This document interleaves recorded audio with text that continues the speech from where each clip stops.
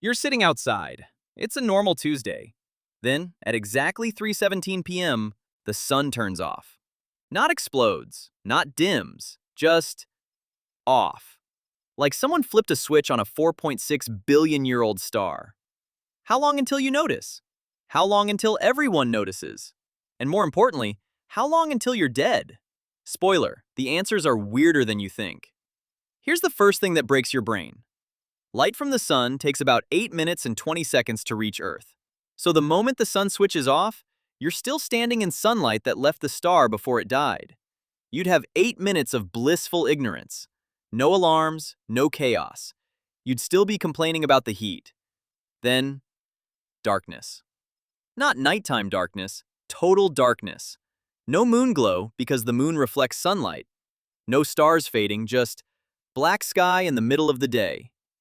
The first thing most people would assume? Power grid failure, nuclear attack, the rapture, take your pick. But it's none of those. The sun is just gone. Now you'd think, okay, no sun, we freeze instantly. Wrong.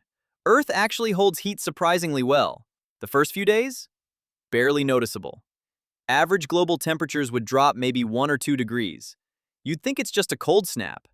By week 1, it's around minus 17 degrees Celsius globally. Coastal cities, slightly warmer because oceans store heat like a giant radiator. Antarctica? Already a write-off, but honestly, not much changes there. By week 2, the surface hits around minus 40 degrees Celsius in most places. Fresh water freezes. Crops are completely dead. Food supply chains start collapsing. But here's the psychological part nobody talks about. Darkness is the real killer before the cold is. Studies on polar night, the months of darkness in places like Norway or northern Russia, show that even partial extended darkness spikes depression, disorientation, and social breakdown within days. Now imagine permanent total darkness, globally, with no end date. Within a week, social order is going to be the bigger emergency. Here's the interesting survival angle. Geothermal energy, heat from inside the Earth, would become civilization's lifeline. Iceland, which already runs heavily on geothermal power, would probably be the most viable place on the planet. Volcanic regions, Yellowstone, the Azores, parts of Japan. Not exactly beachfront property, but they'd be where the last cities would cluster. Underground would become the real frontier. The deeper you go, the warmer it stays. The Earth's core is still pumping out heat from radioactive decay, completely independent of the sun. Scientists estimate the surface would stabilize at around minus 240 degrees Celsius eventually, but deep underground? Still survivable for millennia. Humanity would essentially go underground. Civilization by necessity becomes subterranean. We'd be like a species that forgot it once lived under a star. Plants die within days without photosynthesis. But chemosynthetic organisms, the ones that live around deep-sea hydrothermal vents, are completely fine.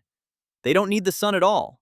Life around those vents would just continue, blissfully unaware that the rest of the planet's food chain just collapsed. Here's one most people skip. The sun doesn't just give us light and heat, it holds the solar system together. Its gravity is what keeps Earth in orbit. Without the sun, Earth would fly off in a straight line at roughly 30 kilometers per second, which is the speed it's already traveling in its orbit. We'd just stop turning and go straight, like a ball on a string that got cut. Where do we go? Into deep space. Cold, dark, adrift. But actually, at interstellar distances, there's background radiation, cosmic rays, and distant starlight. Not enough to help, but enough to remind you the universe doesn't care. Here's the final weird thought. If humanity did survive underground, powered by geothermal energy, growing food with artificial light, would we still be Earthlings? The planet we'd live on would have nothing in common with the one we evolved on. No sky, no seasons, no stars visible, no sunsets, no concept of outside.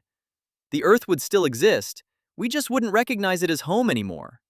So, 8 minutes of denial, a week of darkening, a month of collapse, and then, possibly, a few stubborn pockets of humanity going deeper and darker, surviving on the planet's own internal heat.